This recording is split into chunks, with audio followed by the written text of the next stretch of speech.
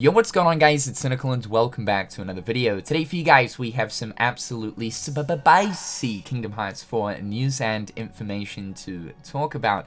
Yeah, I'm just as surprised as you are sitting there on your little tushy. I wasn't expecting to see any more KH for news or information until maybe the end of this year, or if not, maybe sometime early next year. But here we are throughout currently not E3 season, bestowed with a glorious Tetsuya Nomura interview talking about KHIV, thanks to Gameinformer. Now, this interview is a thick boy interview. It's probably the biggest KH4 interview with Nomura we've got so far.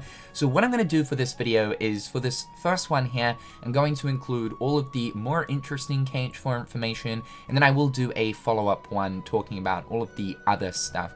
In case you guys want to read the interview for yourselves, I'll leave the link to it in the description down below. But without further ado, let's dive into this goodness. It's definitely a good one. Nomura goes over worlds, he also goes over Final Fantasy characters, kind of answers a few questions that we currently do have lingering towards KHIV. So let's dive into it. Gameinformer said, Xehanort is such a memorable villain, and now we're going into the Lost Master arc. How do you follow that up and create fresh conflict with new adversaries? Nomura said, as you mentioned, Xehanort is a really memorable character. We did take a lot of time to flesh out this enemy presence throughout the series. It all started in the original Kingdom Hearts, where there's Ansem, and Kingdom Hearts 2 with Xemnas, basically these two figures that stemmed from one person. In the first game, we explored just the heart portion. In the second game, we explored the physical body. It all led up to the full physical embodiment of the character. I really like that we took this slow burn approach to build up the character. I feel the presence of the enemy character is so important for them to be a really good character. Absolutely 150%. Xehanort would probably have to go down as one of my most memorable villains in a video game to this date, and that's probably due to the amount of time Square Enix took to develop his character. It gives the story a lot of depth and density. I feel like we pulled that off. And now we're moving on to the next saga. In the trailer for Kingdom Hearts 4, we mentioned the Lost Master arc. We're going to be delving into a new enemy figure for the continuation of the story. This new enemy has a lot to do with the masked characters that appear at the end of Kingdom Hearts 3. They're going to be obstacles that stand in front of Sora. Also, in Kingdom Hearts 2.8, we showed what kind of characters they are, so the enemies have already appeared within the series. We'll be reintroducing them, and obviously there will be more new characters as well, but we can't really go into detail on those characters just yet. So I don't think it should come as any surprise that Kingdom Hearts 4 in this next coming saga is going to be introducing new characters. But I do have to say, I haven't really talked about this. That's probably one of the most exciting aspects of Kingdom Hearts 4 and this new saga, is that, yeah, finally, we're going to be getting brand new characters. Kingdom Hearts kind of got to this point after a while with Kingdom Hearts 2 where there weren't really many new character reveals going forward from KH2. I mean, I guess you kind of had Days there with, like, Shion, which was a great new addition. And then, of course, like, Birth by Sleep did sort of some justice there with the origin before the events of Kingdom Hearts. But Kingdom Hearts kind of just got to a cap where it was like, alright, for these next sort of coming games, for, like, Coded, Dream Drop Distance, Kingdom Hearts 3, we know exactly who to expect now. They're sort of at their limit, and Square Enix are kind of struggling to add in any extra additional characters due to the fact that the game currently is in a position where there is just so many. They have to keep in mind all of the developments that are tied to each character. Adding in another one would just add to the workload. So now, I guess, in a weird way, we're kind of starting off fresh. Yeah, the new villains are going to be the Lost Masters, the foretellers from the Kingdom Hearts Key Saga. And it's going to be really cool to see more development towards them. We barely even know them, as much as we kind of think we do have some kind of an idea as towards, like, the characteristics of each of these characters. We only know them on a surface level, so really looking forward to seeing more dynamic behind them, but just more new characters as a whole, I think, is going to be really exciting. Do you feel it's important to keep Sora as the main protagonist, or do you ever see the series moving beyond him? As far as spin-offs go, we've had main characters that were not Sora, but in terms of the mainline series, I think Sora is actually the only real candidate for the main character. I think if Sora is no longer the main character, then I would also feel like that would indicate the end to the numbered titles. He's that important to the series. Nomura has previously confirmed this, but whenever we see a numbered Kingdom Hearts title, it basically means that it refers to an adventure with Sora. That numbered title is going to revolve around Sora, and they always revolve around Sora. You know, when you look at these subtitled Kingdom Hearts games like Chain of Memories or Kingdom Hearts Dream Drop Distance, or Birth by Sleep, Sora isn't the main protagonist in those games. Chain of Memories does revolve around Sora, but then you've also got a Riku arc once you finish his story. Dream Drop Distance is constantly jumping between Sora and Riku as the main protagonist, and Birth by Sleep obviously focuses on Aqua, Ventus, and Terra. No doubt though, throughout this next saga, we will be getting more subtitled Kingdom Hearts games, and honestly speaking, once I think we're done with Kingdom Hearts 4, I will be really excited to start seeing more of these subtitled games to get more of a focus on some other characters, and no doubt, hopefully, some of the new characters that will appear in Kingdom Hearts 4. We are crossing our fingers for Verum Rex to have our very own Yozora game to sort of dive into his backstory to see exactly where he's come from, what kind of trials and tribulations he's had to go through. But looking at it, going through two mainline Kingdom Hearts games kind of one after another, sure, we've had like, what, Dark Road, Melody of Memory, and what is going to be Missing Link coming up soon. In between, they're not true proper Kingdom Hearts games. I think it's going to be a really exciting thing to finally receive a subtitled Kingdom Hearts game sometime after Kingdom Hearts 4. And that, yeah, it gives Square Enix an opportunity to sort of focus on a character that isn't Sora. We saw Donald and Goofy in the Kingdom Hearts 4 reveal, but one question a lot of fans have is how much will Disney still be integral to the series? With regards to Kingdom Hearts 4, players are definitely going to see a few Disney worlds in there. I just want to mention that they don't need to worry so much about this aspect of the game. It might feel slightly different from previous Kingdom Hearts titles, but once players have had a chance to play the game, I'm sure they'll be relieved to find that it is definitely a Kingdom Hearts title. It's the game series they've come to know and love. As far as the graphic qualities, since with each new title the specs have really been increasing and there's so much more we can do in terms of graphics, it kind of limits the number of worlds that we can create in a sense. At this time, we're considering how to approach that, but there will be Disney worlds in Kingdom Hearts 4. So yeah, straight off the bat, that is the confirmation that, of course, there is still going to be Disney worlds. I think the whole world thing is a little bit confusing at the moment with Kingdom Hearts 4. We don't know if Unreality is going to be host to that of traditional Disney worlds, whether it be Pixar or Walt Disney Animation Studios.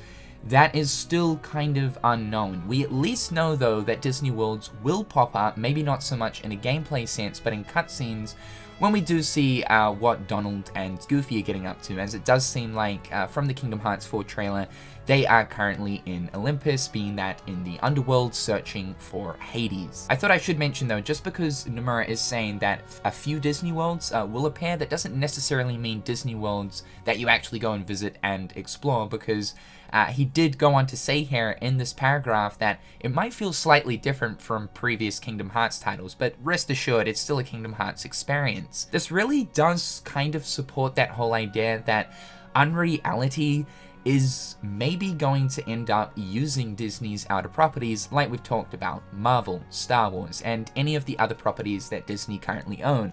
I know a few people have been throwing around the idea of Avatar as well, as they do own the rights to Avatar. It would be an interesting setup, though what I have said in the past before is I think there are a lot more interesting world concepts that lie within the properties of Walt Disney Animation Studios as well as Pixar compared to Disney's outer properties. I think, yeah, Square Enix could do something really cool with the Star Wars world, which seems like it's happening, as well as probably with Marvel as well.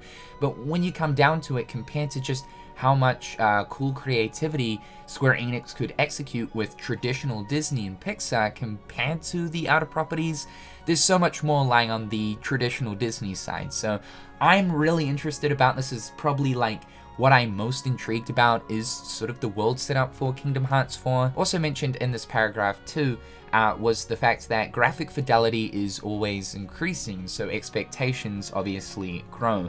This does hinder the amount of worlds that Square Enix can develop for a said Kingdom Hearts game, so probably why we didn't end up seeing as many worlds in Kingdom Hearts 3 as we saw in something like Kingdom Hearts 2. The worlds are obviously a lot bigger when it comes to Kingdom Hearts 3 compared to 2, but the more time that Square Enix need to spend developing a world down to the nitty-gritty details and the actual overall size means less quantity, but overall more quality, which is something that I am definitely coming to expect. We talked about this whole open world idea with Kingdom Hearts 4, and that if these worlds are going to actually be that much more bigger than what we saw even in like Kingdom Hearts 3, if that is the case, I totally wouldn't mind if there were only, let's say, 6 worlds in Kingdom Hearts 4, but the overall size of these worlds are like mini open worlds. I'd be totally fine with that. So long as you don't make them barren, sort of like San Francisco, and give us things to do in these worlds, make them feel alive. When did you start working on ideas and planning for Kingdom Hearts 4, and what things did you know you wanted to incorporate early on?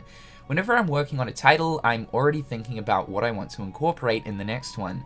For example, with Kingdom Hearts 4, I had already started thinking about what I wanted to do with it while making Kingdom Hearts 3. This is more in terms of characters, worlds, or gameplay systems I want to implement. Every time it's the same process, I'm constantly thinking of what to improve or change in the next title. For example, in Kingdom Hearts 2, we introduced the reaction command system. I felt like fans didn't take to it too well, and it wasn't that popular. So in Kingdom Hearts 3, we took that system out, but then fans said, "Why'd you take that out?"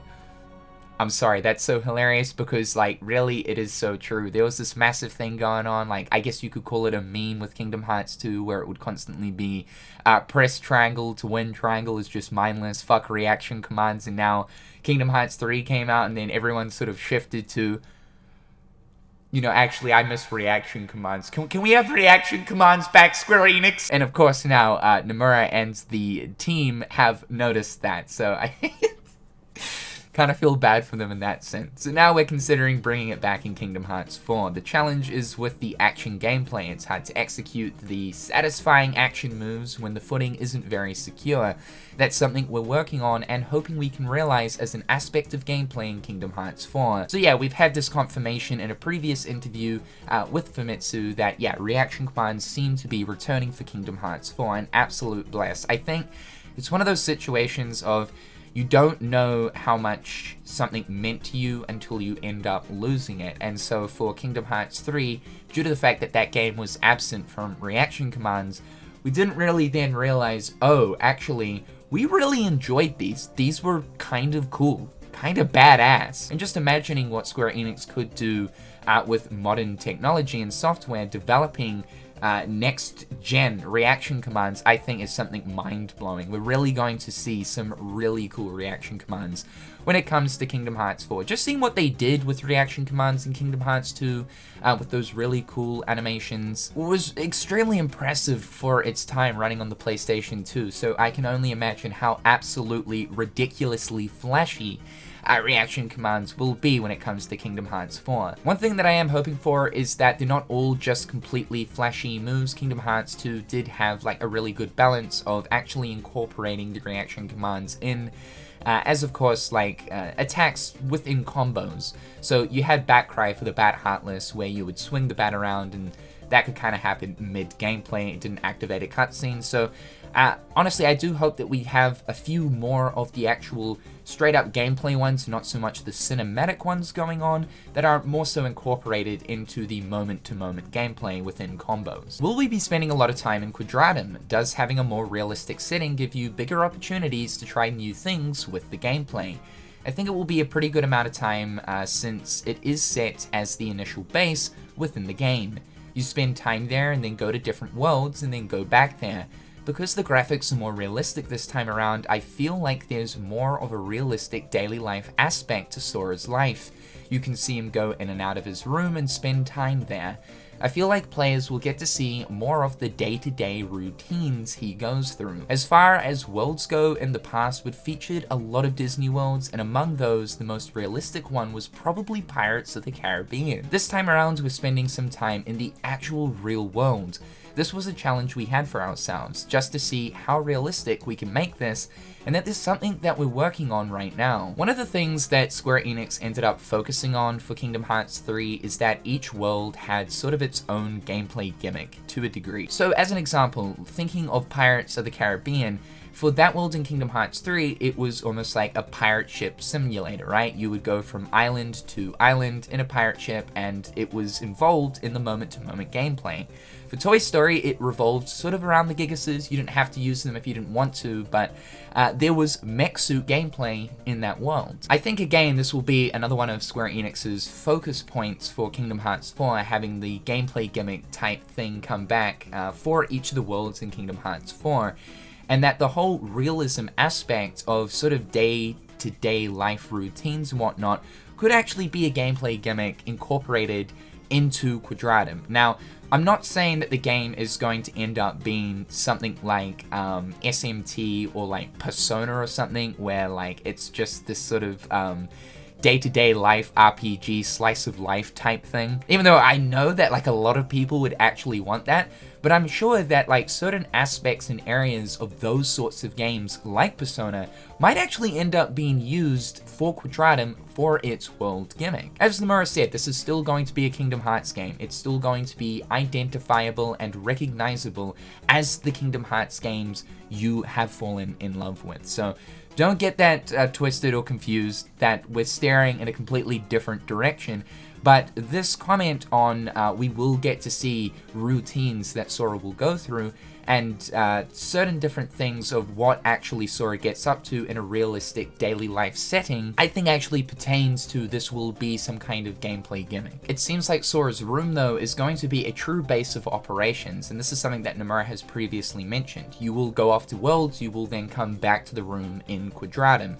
It's going to be really interesting to see, like, are we going to be able to decorate this room? Let's say some of the collectibles or doing certain different things reward you with certain room decorations. I think that would actually be kind of cool. Perhaps there are certain things that you can do in this room, like sitting down and, I don't know, heating up some ramen in the microwave, and then that gives you some kind of like stat boost, or actually cooking the food so the food system returns in the apartment. Sitting down watching some TV might give you some kind of stat boost, or there could be some sort of video game system within Sora's room that's the minigame portion of Kingdom Hearts 4. The Gatdang landlord comes busting through the door consumed by darkness because Sora hasn't paid his rent in the past 3 months. Nomura seems to really emphasize the whole thing on like Sora is in the real world, so like honestly it wouldn't surprise me if there was this kind of rent system going on where like money would be deducted from your money account as you progress through the game, and that if you fail to